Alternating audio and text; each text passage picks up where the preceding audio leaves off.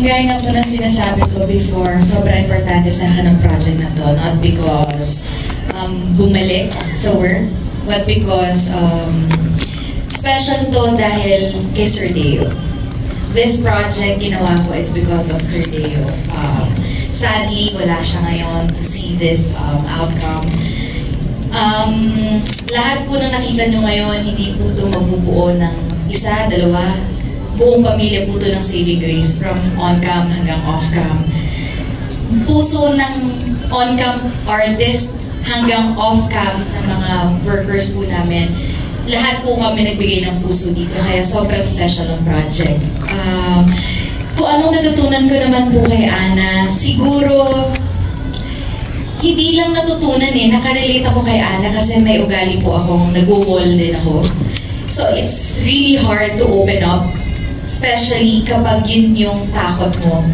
And with Ana, yun yung, kaya hirap akong i-portray yung role, especially the first part, the first episode na nakita nyo. Kasi ang hirap magpigil, especially kung nakita nyo na yung galing ng bata. Sobrang inosente, sobrang raw. Tapos kapag umiyak na siya, kailangan kong pigilan na huwag ako madala kasi kailangan maklaro ko sa tao na hindi ako emotional na tao. Kasi ang dami kong pinagdaanan, hold up akong tao. So, ang hirap-hirap nun. So, parang ang dami lang factor na natutunan ko kay Ana sa pagpapatawad, sa pag-open, sa... Ang pagmamahal, wala palang measure. Talagang malalim. Hindi lang sa pagiging ina, sa pagiging anak, sa pagiging kaibigan, sa pagiging... Kung ano man yung relationship na meron ka sa buhay mo. Malalim pala talaga siya. So, ang love talaga sobrang laking factor sa buhay natin. So, yan. Wow. So, hindi lang talaga sa acting yung naging effect ng show na ito para sa'yo. Talagang sa iba bang parts ng life, di ba? Ganun kalaki yung impact ng Saving Grace. Thank you very much, Ms. Julia Montes. Ngayon naman, this is for Jenica. This question is for you. Mula pa rin kay Naz Tabares of Pelikula Mania. Bilang ina, ano ang gagawin mo kapag may nakilala kang bata na inaabuso ng magulang? Hindi ko siya kikidnapin. Hindi ko siya. Sobrang, sorry, nare-relate ko kasi yung nangyari kay Ana. Pakiramdam ko, kahit naman hindi ako isang ina, at sana ganun din yung lahat ng tao, di natin kailangan sana ma-experience magkaroon ng anak para malaman kung ano ang tama sa mali.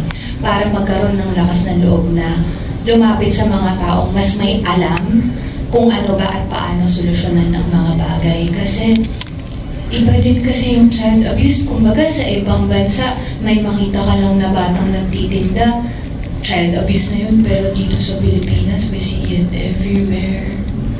And minsan kahit kausapin natin sa kanila, parang na-ingrain na rin na normal na lang yung ginagawa nila. So, syempre dyan, kasama dyan yung prayers, pero syempre, kilos-kilos din.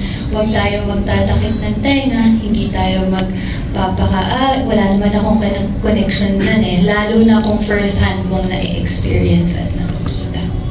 So ikaw, you're someone na who would do something, talagang mag-take action kapag may nakita kang bata na inaabuso. Yes, take action talaga. Kasi ang salita ng naaawa ko, sana maligtas ko siya. Salita lang naman yun hanggat hindi mo ginagawa ng parang.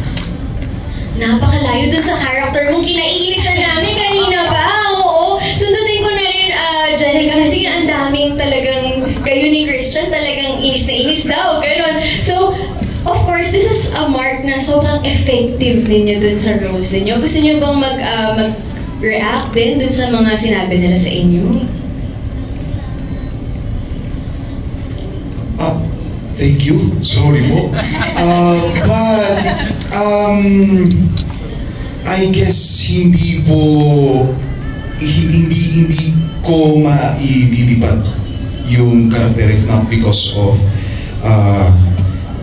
our directors, Direct FM and Direct Dolly and si Danix na talagang nagbigay ng oras para sagutin lahat ng mga tanong sa isip ko. Kasi nung una ko itong ginagawa, para akong sabog. Hindi ko alam kung Hindi ko alam kung paano ilalapat yung mga paa ko dun sa shoes ng character. But sa patience nila, okay naman, awa ni God. Thank you. Salamat. Thank you po. Mas pagrabi pa po ito ng pagrabi. Sana wag niyo ko pupukin ng payong sa labas. So wala pa tong napapanood namin? Wala pa yun? Abangan nyo pa? Wala. May tataas pa yung sungay ko din. Ay! Yes, Jenica? Handa ako sa bashing. Parang pakiramdam ko kapag hindi ako nakakuha ng bashing, baka hindi ko nagawa ng tama yung trabaho ko. Sana talaga sulit. Kasi yung role ni Sarah talagang mentally draining. Yeah. Sobrang gusto na namin mentally draining talaga siya. Ang hirap kapag ilalagay mo yung sarili mo sa posisyon na kailangan mo ng lalaki para mabuhay. Na parang trinabaho mo na hindi maging ganun. Trinabaho mo yung lakas mo na kaya kong tumayo mag-isa, tapos ibabalik mo yung karakter mo sa isang babae na hindi kaya tumayo sa sarili niyang paa kung wala yung nobyo niya. Ang hirap. Yung feeling kong taon kong pinaghirapan na pagtagumpayan dahil sa isang proyekto, kakalimutan mo na lang ulit para magawa mo ng wasto. Yun. Kumbaga taliwas to sa values mo as a person, pero para sa karakter, kailangan mong ilagay yung sarili mo ulit dun sa ganung sitwasyon. So, grabe yung sakripisyo na yun, no? Na ginagawa ng actors natin sa Saving Grace. So, we can see na hindi lang to basta-bastang project talaga, napakalalim din ng pinagdaraanan ng ating mga actors. And congratulations dahil napaka-effective, at sobrang believable talaga pag pinapanood namin kayo. Okay, thank you for your sacrifices. Yes, hindi madali yung ginagawa ninyo. And this time naman, let's go to Miss